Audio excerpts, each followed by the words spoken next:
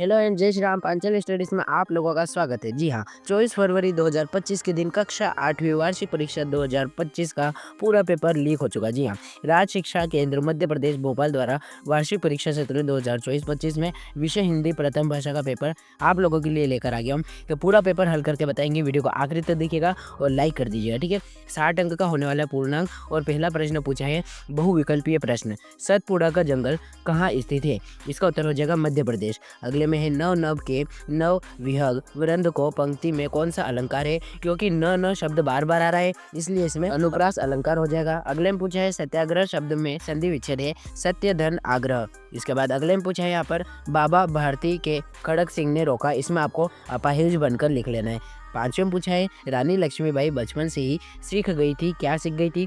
तो वह शस्त्र कला सीख गई थी। जी हाँ, शस्त्र वो होते जो कि हाथ में रखकर हम लड़ाई करने के उपयोग में लेते हैं। ठीक है, और अस्त्र जिसे हम हाथ से छोड़कर वार करते हैं। प्रश्न क्रमांक 2 रिक्त स्थान है जो कि 6 से 10 तक चलेगा। रिक्त स्थान में पहला पूछा है गांधी जी अनाज में से क्या चुनते थे? तो स्वाभाविक बात है कंकड़, इसका उत्तर हो जाएगा। अगले में पूछा है रुपया शब्द का सर्वप्रथम प्रयोग किसने किया था? तो उनका नाम था वीर शाह सूरी। उसके बाद अगले में पूछा है मदर शिवराय कात्रे को किसके विवाह के लिए चुना गया था? तो अपनी पुत्री के विवाह के लिए। उसके बाद अगला देखेंगे केरल के लोग नृत्य और संगीत के बड़े शौकीन है, तो इसमें आपको शौकीन कर लेना है। अब अगले में पूछा है नानमेन के गुरु का नाम क्या था? तो स्वामी हरि हास इनका नाम था। अब अति लघु उत्तरीय प्रश्न जो कि 11 से 16 तक चलेंगे, प्रश्न पढ़िए और इनका उत्तर भी स्क्रीन पर दिख जाएगा। वर्दे कविता में कवि किससे वरदान मांग रहा है? तो इसका उत्तर हो जाएगा वर्दे कविता में कवि सरस्वती माँ से वरदान मांग रहा है। प्रश्न क्रमांक 12 पढ़ेंगे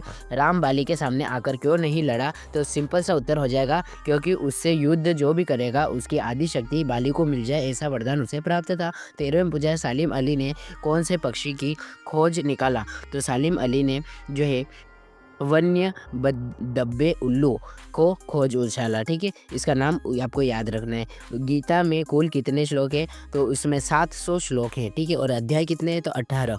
इसके बाद महात्मा गांधी की पत्नी का नाम, गांधी जी की पत्नी का नाम आप कस्तूरबा कर लेंगे। पटना शहर का पूरा नाम क्या था? तो पटना शहर का पुराना नाम जो है वो हो जाएगा पटलिपुत्र, है ना, पाटलिपुत्र हो जाएगा। ठीक है, इस प्रकार से 16 प्रश्नों के उत्तर मैंने आपको दिए। आपको स्क्रीनशॉट करने की कोई ज़रूरत नहीं क्योंकि इन सभी प्रश्नों के उत्तर का PDF आपको टेलीग्राम चैनल पर प्रोवाइड करा दिया जाएगा। जी हाँ, टेलीग्राम चैनल को आपको ज्वाइन कर लेना है।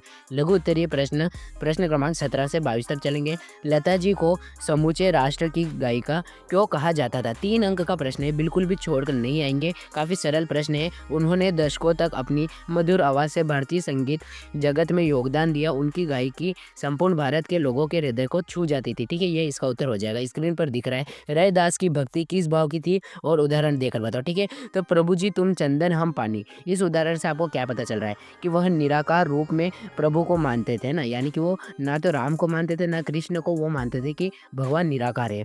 अब अगला है आर्यभट्ट का परिचय दीजिए। तो वह एक खगोलीय और गणितीय खोजों का माध्यम था, है ना, और आर्यभट्ट ने जो है शून्य की संकल्पना की थी और धरती को जो है गति करती है, किस प्रकार से घूर्ण गति करती है, यह भी उन्होंने ही बताया था। प्रश्न क्रमांक 20 में पूछा है अंग्रेजों ने मुंडा जनजाति का साथ क्या किया? तो यह रहा इसका वर्णन। ठीक है, यहाँ पर इसका उत्तर लिख लीजिएगा, थोड़ा सा कठिन पड़ सकता है आपको। 21वां प्रश्न पूछा है अपने प्रधानाध्यापक को शाला स्थानांतरण पत्र के लिए प्रार्थना पत्र लिखिए। काफ़ी सरल है, 3 अंक में आएगा आपका प्रार्थना पत्र। ठीक है, तो यह आपको लिख लेना है, बिल्कुल सरल प्रार्थना पत्र है। आपको स्थानांतरण पत्र और शाला मुक्ति का पत्र याद करके जाना है। ठीक है, बिल्कुल आसान से प्रश्न पत्र आएंगे। अब दीर्घ उत्तरीय प्रश्न जो कि 23 से 26 तक चलेंगे, 5-5 अंक के लिए, बिल्कुल भी छोड़कर नहीं आना है। आपको जो है पद्यांश देगा और उसका संदर्भ प्रसंग सहित व्याख्या पूछेगा। ठीक है, तो संदर्भ प्रसंग व्याख्या कैसे करते हैं वो मैं आपको बता देता हूँ। सबसे पहले आपको उस पद्यांश को पढ़ना है और संदर्भ में लिखना है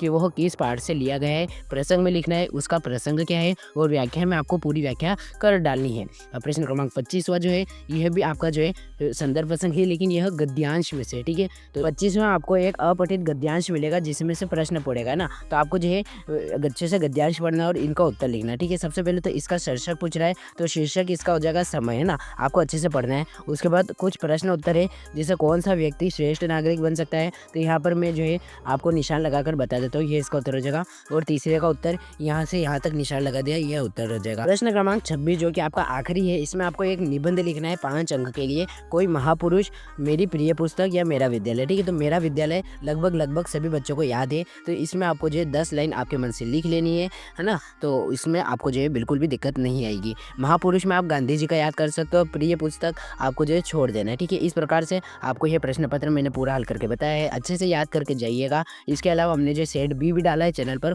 उसे भी देख लीजिएगा, तो आपकी तैयारी पक्की हो जाएगी। टेलीग्राम चैनल ज्वाइन कर लीजिएगा, वहाँ से आपको जो है PDF मिल जाएगा इस प्रश्न पत्र का। Thanks for watching, all the best.